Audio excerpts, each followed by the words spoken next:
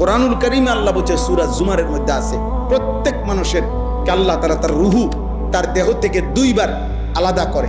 একবার চূড়ান্তভাবে মালাকুল মউত আজরাইল দিয়া, আর দ্বিতীয় খোদার কসম আল্লাহ বলছে প্রত্যেকবার বান্দা যখন ঘুমায় আল্লাহ তার রুহুটা তার দেহ থেকে আলাদা করে নেয়। আল্লাহ নিজে বলছেন, আমি চাইলেই আবার ফেরত দেই, আমি না চাইলে ফেরত দেই। আল্লাহু ইয়াতাওয়াফাল আনফুসা হিনা মাউতিহা ওয়াল্লাতী লাম তামুত ফী মানামিহা ফায়ুমসিকুল্লাতী কাদা আলাইহাল মাউত ওয়া ইউরসিলুল উখরা ইলা আজালিন মুসাম্মা।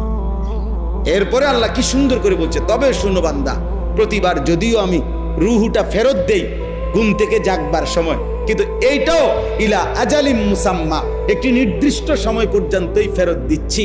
এই ফেরত দিলেও তুমি ধোঁকা খাইও না যে কোনোদিন আটকাবো না, না সত্যি সত্যি একদিন রুহুটা একবার নেব আজরাইল দিয়া, আর কোনোদিন ফেরত দেব।